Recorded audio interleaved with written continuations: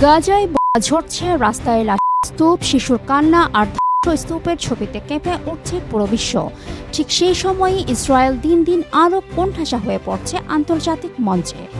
একের পর এক দেশ তাদের বিরুদ্ধে নিষেধাজ্ঞা দিচ্ছে, সাংস্কৃতিক ও ক্রীড়া অঙ্গন থেকে বয়কটের ডাক উঠছে, এমনকি আন্তর্জাতিক অপরাধ আদালতের পরোয়ানার কারণে প্রধানমন্ত্রী নেতানিয়াহু নিজেও আর আগের মতো নির্ভয়ে ভ্রমণ করতে পারছেন না। প্রশ্নটা এখন সবার মুখে মুখে, ইসরায়েল কি তবে দক্ষিণ আফ্রিকার মতো একঘরে রাষ্ট্রে পরিণত হতে চলেছে? দক্ষিণ আফ্রিকার বর্ণবাদী শাসনের কথা মনে আছে? এক সময় তারা ছিল বিশ্বজুড়ে ঘৃণার প্রতীক।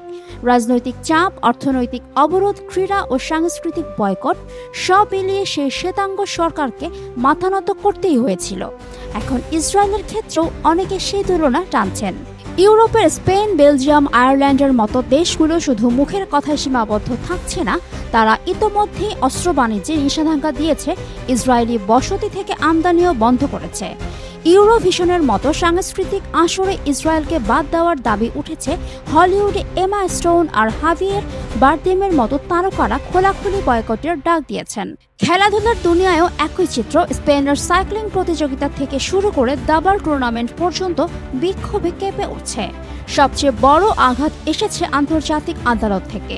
নেতানিয়াহুর বিরুদ্ধে গ্রেফতারি পরোয়ানা জারি হওয়ায় তিনি আর বিশ্বের সব দেশ ভ্রমণ করতে পারছেন না। এমনকি যেসব দেশে আগে নির্ভয়ে সফর করতেন, সেখানেও এখন আইনি ঝুঁকির ভয়ে যেতে পারছেন না। এতে শুধু নেতানিয়াহুই নয়, গোটা দেশকেই ক্রমে অস্পৃশ্য করে তুলছে আন্তর্জাতিক মহল। কিন্তু এখানেই এসে তৈরি হয়েছে এক বড় পার্থক্য। দক্ষিণ আফ্রিকার সময় যুক্তরাষ্ট্র বর্ণবিরোধী অবস্থানে ছিল, কিন্তু ইসরায়েলের ক্ষেত্রে আমেরিকা আজও তাদের সবচেয়ে বড় রক্ষাকবচ। ইউরোপে অনেকে বয়কট চাইছে, কিন্তু জার্মানি, ইতালি, হাঙ্গেরির মতো দেশ কঠোর পদক্ষেপের বিপক্ষে। ফলে ইউরোপীয় ইউনিয়নের ভেতরে একমত হওয়া কঠিন হয়ে যাচ্ছে। তবুও অস্বীকার করার উপায় নেই, বিশ্ব জনমত দ্রুত বদলাচ্ছে। গাজায় অনাহার, ধ্বংস আর রক্তের ছবি প্রতিদিন মানুষের মনে প্রশ্ন জাগাচ্ছে।